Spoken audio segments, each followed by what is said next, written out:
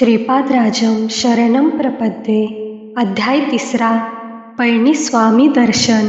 कुरवपूरच्या श्रीपाद श्री वल्लभ स्वामींचा स्मरण महिमा.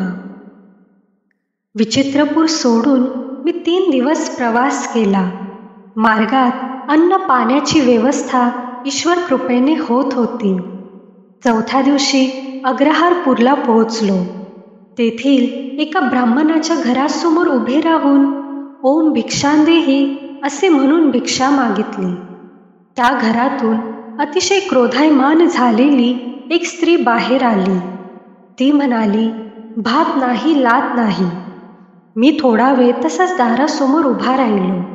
थोड्याच वेळात त्या घरातील गृहस्थ बाहेर आले आणि म्हणाले, माझ्या पत्नीने रागाने माझ्या डोक्यावर मातीचे मडके फोडले व आता त्याच्या किमतीने एवढे पैसे आणून द्या असे म्हणून घरातून बाहेर घालविले. मी आपणा बरोबर येतो, दोघे मिळून भिक्षा मागूया. मी म्हटले, समस्त जीवांना अन्न पाणी पुरविणारे सर्व व्यापी असलेले श्री दत्त प्रभूच आहेत. समोरच्या पिंपळाच्या झाडाखाली बसून आपण त्यांचे चिंतन करूया. आम्ही दोघे त्या विशाल पिंपळाच्या छायेत बसून श्री दत्त प्रभूंचे भजन करू लागलो. भूक लागल्याने आवाजसुद्धा अगदी बारीक येत होता. इतक्यात तेथे विचित्रपूरच्या राजाचे दूत आले. ते म्हणाले, आमच्या युवराजांना बोलता येऊ लागले आहे. राजेसाहेबांनी तुम्हाला घेऊन या अशी आज्ञा केली आहे. आपण आमच्याबरोबर घोड्यावर चलावे. मी म्हणालो, मी एकटा येणार नाही. माझ्याबरोबर माझ्या मित्रास येऊ देत असल्यास मी येईन. त्या राजदूतांनी माझी विनंती मान्य केली. आम्हा दोघांसह घोड्यावर बसून ते दूत राजवाड्याकडे निघाले. त्या गावचे लोक आश्चर्याने पाहत होते. राजवाड्यात पोहोचल्यावर राजाने आमचे स्वागत केले व म्हणाला, तुम्ही गेल्यानंतर आमचा युवराज एकाएकी बेशुद्ध पडला. आम्ही घाबरून गेलो. राजवैद्यांना बोलाविले, परंतु ते येण्याच्या अगोदरच युवराज शुद्धीवर आला.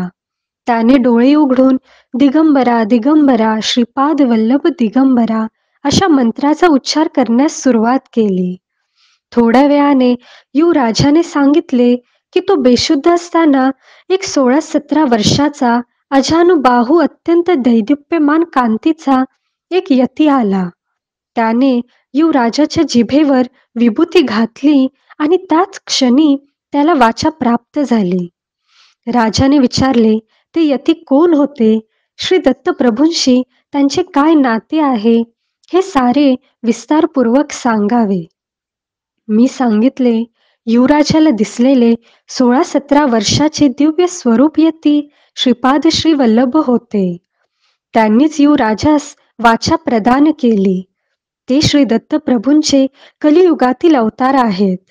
त्यांच्या दर्शनासाठीच मी कुरवपूर क्षेत्री जात आहे. मार्गात अनेक पुण्य पुरुषांचे, संत महात्म्यांचे दर्शन होत आहे. दरबारातील सर्व लोकांनी श्रीपाद श्री वल्लभांचा एकमुखाने जय जयकार केला. राजाने मला व माझ्या बरोबर आलेल्या त्या गृहस्थास सुवर्ण मुद्रा दान दिल्या. त्या घेऊन आम्ही निघालो. राजाच्या राजगुरूने म्हटले, आपणामुळे आमचा ज्ञानोदय झाला व दत्त महिमा कळाला. आम्ही आत्तापर्यंत वैष्णव व शैव या भेदात पापच करीत होतो. आपणच आम्हास खरा मार्ग दाखविला. आमच्याबरोबर माधव नंबूद्री नावाचा एक ब्राह्मण सुद्धा कुरवपुरास श्री स्वामींच्या दर्शनास निघाला. आम्ही तिघे विचित्रपूर सोडून अग्रहारपूर या गावी आलो. माझ्याबरोबर आलेल्या अग्रहारपूरच्या गृहस्थाने राजाने दिलेल्या सुवर्णमुद्रा आपल्या पत्नीस दिल्या. ती अत्यंत आनंदित झाली. तिने सर्वांना यथेच्छ भोजन दिले. त्यानंतर ती श्रीपाद श्री वल्लभांची भक्त सुद्धा झाली.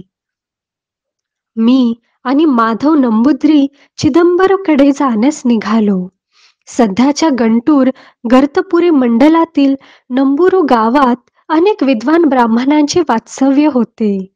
मळ्या देशातील राजाने नंबुरू येथील अनेक विद्वान पंडितांना आपल्या देशात बोलावून त्यांना राजाश्रय दिला होता. हेच ब्राह्मण नंबूद्री ब्राह्मण या नावाने प्रसिद्ध झाले. हे आचार संपन्न असून परमेश्वरावर दृढ श्रद्धा असलेले वेद संपन्न ब्राह्मण होते. परंतु माझ्याबरोबर असलेला माधव नंबूद्री लहानपणीच माता पित्याच्या छत्राला मुकला असल्याने निरक्षर होता. त्याची श्री दत्तप्रभूंवर मात्र गाढ श्रद्धा होती. चिदंबरला गेल्यावर तेथे श्री पळणीस्वामी नावाचे एक सिद्ध महात्मा असल्याचे कळले. त्यांच्या दर्शनासाठी पर्वतावरील त्यांच्या एकांतात असलेल्या गुहेकडे आम्ही गेलो. गुहेच्या द्वाराजवळ जाताच पळणीस्वामींनी आम्हाला बघून, "माधवा, शंकरा, दोघे मिळून आलात, आमचे अहोभाग्य," असे म्हणाले. प्रथम भेटीतच नाव माहीत नसताना आम्हास नावाने हाक मारणारे हे सिद्ध महात्मे आहेत यात तीळ मात्र संशय नव्हता. स्वामी म्हणाले, "बाबांनो, श्रीपाद श्री वल्लभांच्या आज्ञेनुसार मी हा देह त्यागून दुसऱ्या तरुण अशा देहात प्रवेश करणार आहे. ती वेळ आता आली आहे. मी या शरीरात 300 वर्ष आहे. या देहाचा त्याग करून नूतन शरीरात पुन्हा 300 वर्ष राहावे अशी श्रीपादांची आज्ञा झाली आहे. जीवनमुक्त झालेले, जनन मरण रूप सृष्टीक्रमाला अतीत असलेले आणि समस्त सृष्टीला चालविणारा महासंकल्प म्हणजेच श्री श्रीपाद श्री वल्लभ." पुढे पळणीस्वामी म्हणाले, "अरे शंकरा, तू विचित्रपुरीतील कणाद महर्षींच्या कणाद सिद्धांताविषयी बोलला होतास, त्याचे वर्णन करून सांग." कणाद महर्षींचा कन सिद्धांत. स्वामींच्या प्रश्नाला उत्तर देताना मी म्हणालो, "स्वामी, मला क्षमा करा. कणाद महर्षींच्या विषयी व त्यांच्या सिद्धांताच्या बाबतीत मला फारच थोडी माहिती आहे. मी सांगितलेली माहिती ही श्री दत्तप्रभूंनीच माझ्या तोंडून वदवली होती. हे तर स्वामींना ज्ञात आहेच." करुणास्वरूप पळणीस्वामींनी कन सिद्धांत सांगण्यास सुरुवात केली. ते म्हणाले, "समस्त सृष्टीसुद्धा परमूल अशा अणूंनी निर्माण झाली आहे. त्या परमाणूंपेक्षा सूक्ष्म अशा कणांच्या अस्तित्वाने विद्युत शक्ती उद्भवते. हे सूक्ष्म कण महावेगाने आपापल्या कक्षेमध्ये परिभ्रमण करीत असतात. स्थूल सूर्याभोवती ग्रह आपल्या भिन्न भिन्न कक्षेतून परिभ्रमण करीत असतात. त्याचप्रमाणे हे सूक्ष्म कण सुद्धा आपल्या केंद्रबिंदूस अनुसरून परिभ्रमण करीत असतात. या सूक्ष्म कणांपेक्षा सूक्ष्म अशा स्थितीत प्राणी मात्रांचे समस्त भावोद वेगाचे स्पंदन चालू असते. स्पंदनशील अशा जगात काहीच स्थिर नाही. चंचलता याचा स्वभाव आहे. क्षणोक्षणी बदलणे याचा स्वभाव आहे. या स्पंदनापेक्षा सूक्ष्म स्थितीत दत्तप्रभूंचे चैतन्य असते. यावरून मला सर्वात महत्त्वाचे म्हणजे सूक्ष्म असलेल्या सगळ्यांपेक्षाही सूक्ष्म अशा श्री दत्तप्रभूंचा अनुग्रह मिळविणे जितके सोपे आहे तितकेच कठीण सुद्धा आहे. प्रतिकणाचे अनंत भाग केले असता एक एक कणाचा भाग शून्यास समान होतो. अनंत अशा शून्यांचे फलस्वरूपच ही चराचर सृष्टी आहे. पदार्थ सृष्टी ज्या प्रकारे होते त्याचप्रमाणे व्यतिरेकी पदार्थाचे सुद्धा असते. या दोहोंचे मिश्रण झाल्यास व्यतिरेक पदार्थांचा नाश होतो.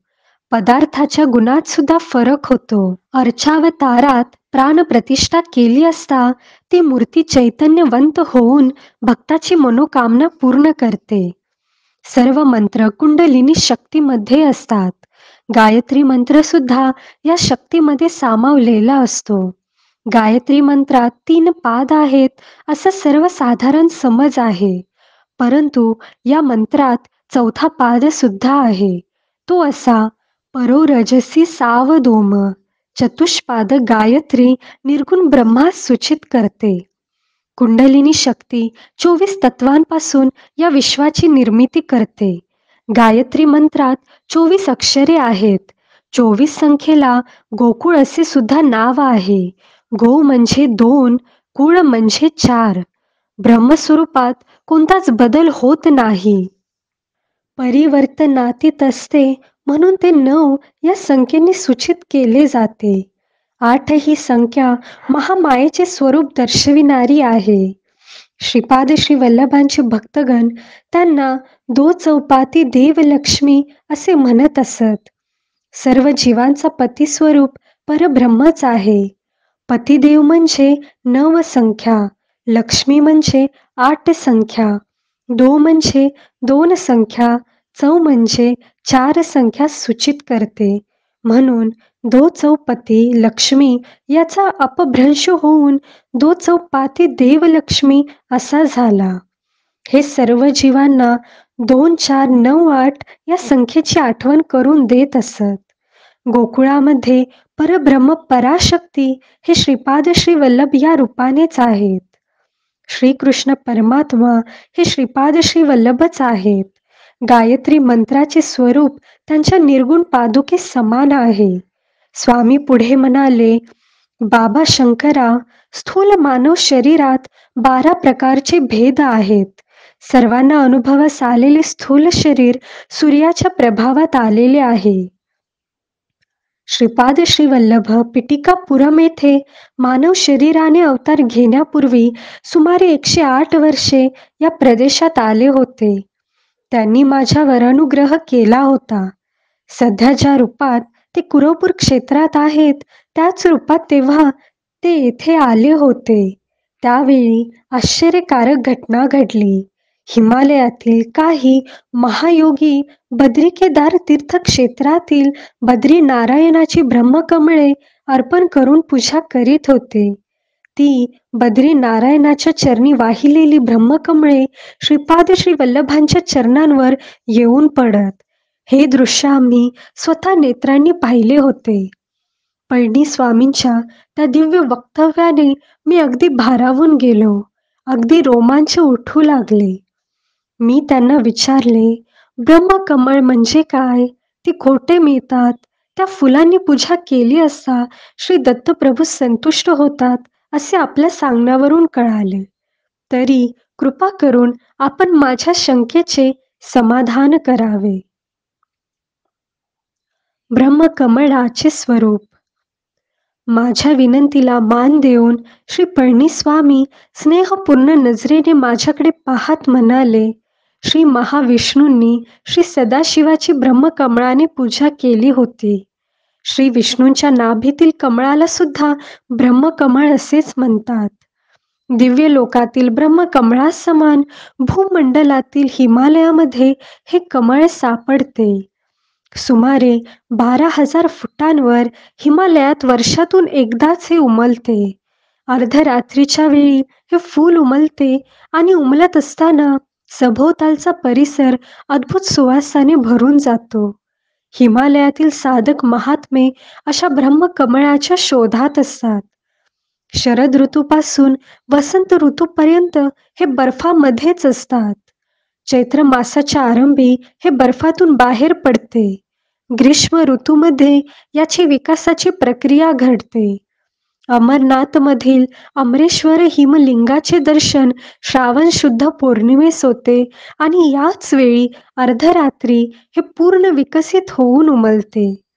हिमालयातच तपस्या करणाऱ्या तपस्वी सिद्ध पुरुषांसाठी व साधकांसाठी ही परमेश्वरी अद्भुत लीला होत असते. ब्रह्मकमळाच्या दर्शनाने सर्व पातकांचा नाश होतो. योगसिद्धीतील विघ्ने नष्ट होतात.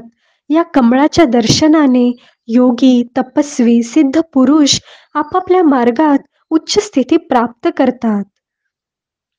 ज्या भक्तांच्या भाग्यात या ब्रह्मकमळाचे दर्शन असते त्या सर्वांचे दर्शन घेणे झाल्यावर हे कमळ अंतर्धान पावते. श्री पळणीस्वामी पुढे म्हणाले, बाबा शंकरा, मी 10 दिवस समाधीत बसण्याचे ठरविले आहे. दर्शन घेण्याच्या आर्त इच्छेने कोणी भक्त आल्यास माझ्या समाधीत भंग पडू न देता त्यांना शांतपणे दर्शन करवा. साप चावून मृत झालेले कोणी आल्यास त्यांना मी समाधीमध्ये असल्याचे सांगून मृतदेहास नदीच्या प्रवाहात अथवा जमिनीत पुरून ठेवावे अशी माझी आज्ञा आहे असे सांगावे. श्री पळणीस्वामी बसलेल्या आसनावर समाधिस्थ झाले. मी आणि माधव दोघे मिळून येणाऱ्या भक्तांना दुरून अत्यंत शांतपणे दर्शन घडवून आणत होतो. दर्शनास आलेल्या काही भक्तांनी तांदूळ, डाळ, पीठ असे साहित्य स्वामींना अर्पण करण्यासाठी आणले होते. ते पाहून माधवने स्वयंपाक करण्याचे ठरविले. सरपणासाठी उपयोगात आणण्यासाठी त्याला जवळच पडलेले एक वाळलेले मोठे नारळाच्या झाडाचे पान दिसले. ते आणण्यासाठी तो त्या पानाजवळ गेला. त्याच्याबरोबर एक भक्त सुद्धा होता. माधवने ते पान उचलून खांद्यावर ठेवले. इतक्यात त्या पानाखाली बसून विश्रांती घेत असलेला एक सर्प रागाने त्याला कडकडून चावला. त्या सर्पाचे विष एवढे दाहक होते की माधव तात्काळ काळा निळा होऊन मृत झाला व जमिनीवर पडला. दोघा तिघांनी मिळून त्याला गुहेजवळ आणले. ते दृश्य पाहून मी घाबरून गेलो. काय करावे ते सुचेना. तेव्हा स्वामींच्या आदेशानुसार त्याला जमिनीत पुरून ठेवण्याचे ठरवून एक खड्डा खोदण्यास सुरुवात केली. इतर भक्तांनी मला मदत केली. त्या खड्ड्यात तो मृतदेह ठेवून मी आलो. तेवढ्यात तेथील गावातील काही लोक एका 17-18 वर्षाच्या सर्पदंशाने मृत झालेल्या मुलास घेऊन आले. प्रथम माधवची दुर्घटना, नंतर ही दुसरी घटना पाहून मला रडू आवरेनासे झाले. मी कसेबसे त्यांना स्वामींची आज्ञा सांगितली. गावातील लोकांनी गुहेजवळच एक खड्डा खोदून त्या मुलास त्यात झोपविले. रोज स्वामींच्या दर्शनाला 3-4 लोक येत असत. त्यांना मी दर्शन घडवून आणीत असे. असे 10 दिवस गेले. 11व्या दिवशी ब्राह्ममुहूर्तावर श्री पळणीस्वामी आपल्या समाधीतून बाहेर आले आणि माधवा माधवा अशा हाका मारू लागले. मी रडत रडत झालेली घटना त्यांना सांगितली. स्वामींनी मला समजाविले. त्यांनी योगदृष्टीने माझ्याकडे पाहिले तेव्हा माझ्या पाठीच्या कण्यात थोडे चलनवलन झाल्यासारखे वाटले व ते दुखू लागले. नंतर पुन्हा एकदा अगदी प्रसन्न चित्ताने माझ्याकडे पाहिले आणि माझी सारी वेदना नष्ट झाली. स्वामी म्हणाले, बाबा शंकरा, माधवला श्रीपाद श्री वल्लभांचे दर्शन स्थूल शरीराने होणार नव्हते. त्यामुळे त्याचे सूक्ष्म शरीर गेल्या 10 दिवसांपासून पुरवपुरात असलेल्या श्री चरणांच्या सानिध्यात आहे. काही झाले तरी त्याची इच्छा पूर्ण झाली. श्रीपाद श्री वल्लभांची लीला अगाध आहे. ती कोणी ओळखू शकत नाही. काळ, कर्म, कारण यांचे रहस्य कोणी जाणू शकत नाही हेच खरे. ते केवळ स्वामी जाणू शकतात. माधवला पुन्हा स्थूल शरीरात आणण्याचे काम प्रभूंनी मजवर सोपविले आहे, असे श्री पळणीस्वामी म्हणाले. स्वामींच्या आदेशानुसार माधवचा मृतदेह बाहेर काढून आणला व दक्षिणेकडील घनदाट असलेल्या ताडाच्या झाडाजवळ जाऊन मोठ्याने माधवास दंश केलेल्या नागराजा, श्रीपाद श्री वल्लभांच्या आज्ञेनुसार तू पळणीस्वामींच्या जवळ यावे अशी साद घातली. श्री पळणीस्वामींनी आपल्या वस्त्रातून 4 कवड्या काढल्या व त्या मृतदेहाच्या 4ही बाजूस ठेवल्या. थोड्याच वेळात त्या कवड्या उंच उडाल्या व आकाशात 4ही दिशांनी गेल्या. 5-10 मिनिटांतच उत्तरेकडून एक साप आला. स्वामींच्या 4 कवड्या त्याच्या फण्यात रुतून बसल्या होत्या. त्यामुळे तो त्रस्त होऊन फुसफुस असा ध्वनी करीत होता. स्वामींनी माधवच्या शरीरातील विष काढून घेण्यास सांगितले. सर्पदंश ज्या ठिकाणी झाला होता तेथूनच त्याने सर्व विष काढून घेतले.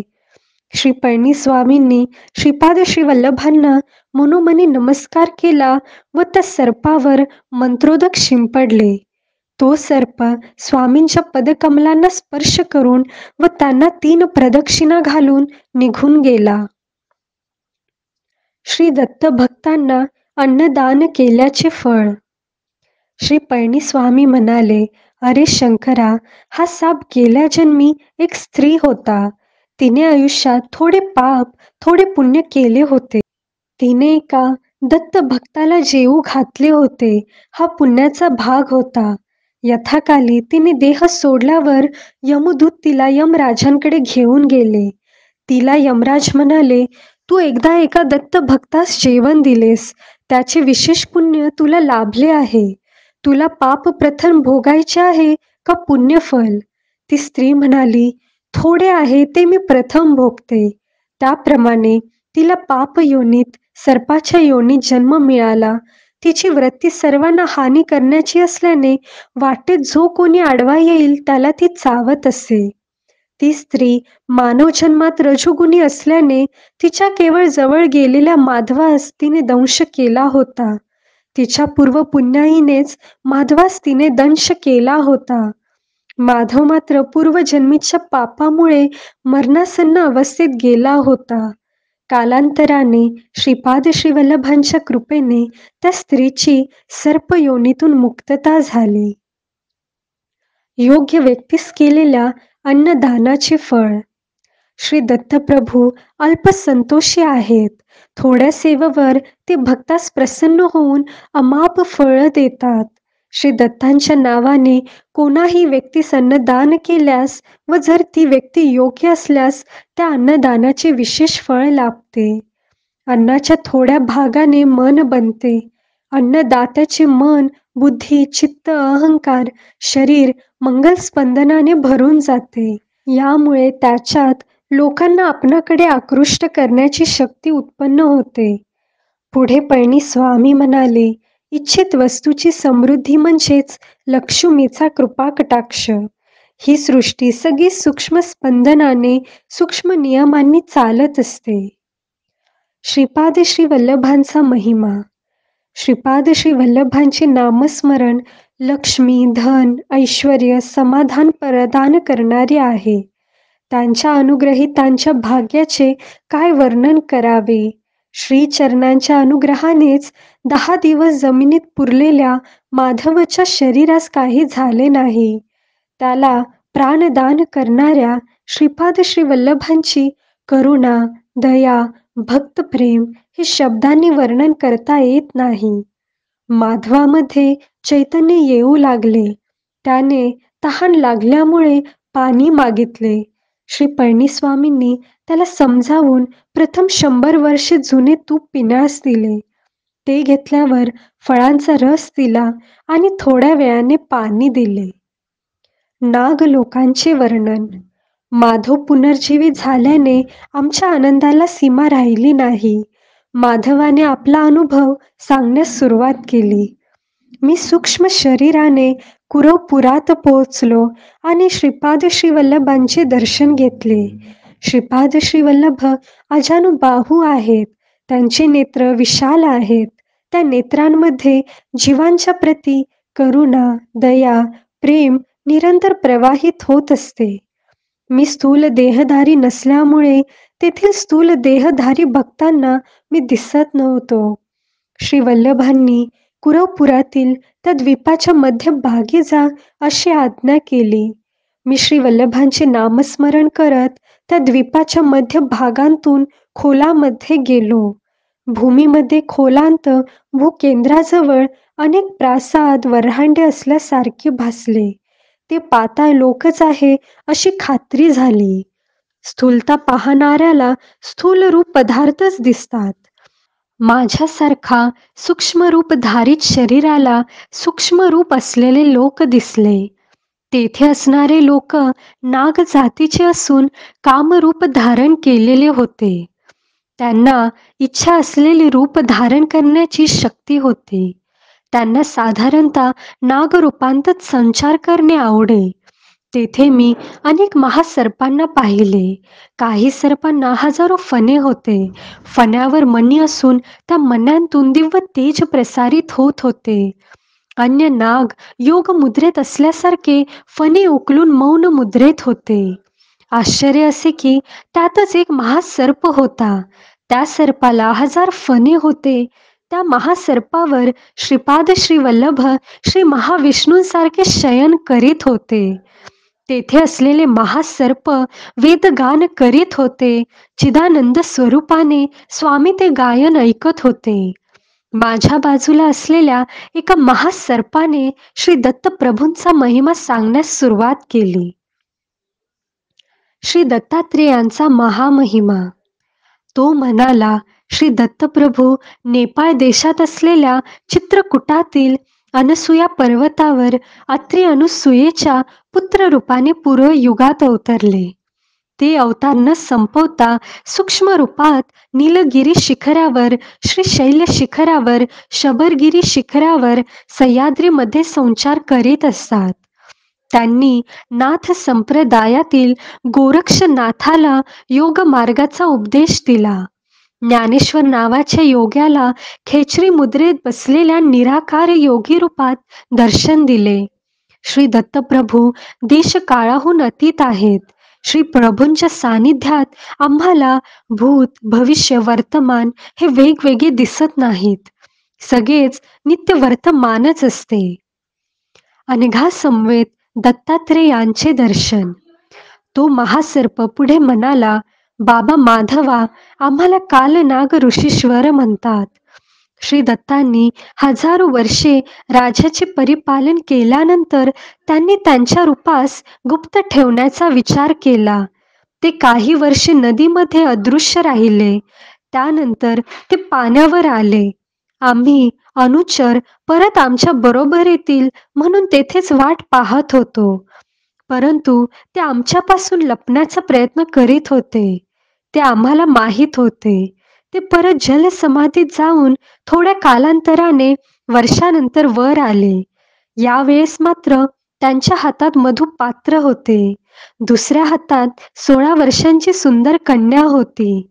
मधुपान करून सदैव गुंगीत असणाऱ्या आणि स्त्रीच्या दास्यात असलेल्या व्यक्तीस आपण आतापर्यंत भ्रमाने आपले दैवत मानले होते, या विचाराने आम्ही तेथून परतलो. त्याच वेळी ते दोघेही अदृश्य झाले. ते अदृश्य झाल्यावरच आम्हाला ज्ञानोदय झाला. त्यांच्या हातातील मधुपात्र हे योगानंद स्वरूप असलेले अमृत आणि ती सुंदरी त्रिशक्ती रूपिणी अनघा लक्ष्मी देवी आहे, याचे आम्हाला स्मरण झाले. पुनरपी त्यांनी या भूमीवर अवतार घ्यावा यासाठी आम्ही घोर तपश्चर्या केली. आमच्या तपश्चर्येचे फलस्वरूप श्री दत्तात्रेयांनी पिठिकापुरात श्रीपाद श्री वल्लभ या नावाने अवतार घेतला. श्री कुरवपुराचे वर्णन. श्री दत्तात्रेय प्रभू त्या दिवशी ज्या जागेत स्नानासाठी पाण्यात उतरले होते, तीच जागा म्हणजे हे आजचे परम पवित्र कुरवपूर आहे. ते जलसमाधीमध्ये असताना आम्ही सुद्धा आमच्या सूक्ष्म स्पंदनाने या सूक्ष्म लोकांत योग समाधीमध्ये होतो. कौरवांचा आणि पांडवांचा मूळ पुरुष असलेल्या कुरु महाराजाला ज्ञानोपदेश झालेले कुरवपुराचे पवित्र स्थळ आहे. बाबा माधवा, या कुरवपुराचे महात्म्य वर्णन करण्याचे सामर्थ्य आदिशेषास सुद्धा नाही. सदाशिव ब्रह्मेंद्रांची पूर्वगाथा. श्रीपाद श्री वल्लभांच्या श्री चरणांना मी अत्यंत नम्र भावाने नमस्कार केला.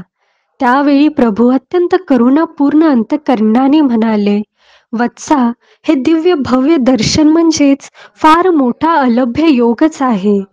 तुला बोललेला एक महासर्प येणाऱ्या शताब्दीत ज्योतिरामलिंगेश्वर स्वामी या रूपाने अवतरून ज्योतिरूपानेच अंतर्धान पावेल. तुझ्याशी बोललेलाच दुसरा महासर्प सदाशिव ब्रह्मेंद्र या नावाने येणाऱ्या शताब्दीत भूमीवर अवतार घेऊन अनेक लीला दाखवेल. श्री पिठिकापूर सुद्धा माझे अत्यंत प्रिय स्थान आहे.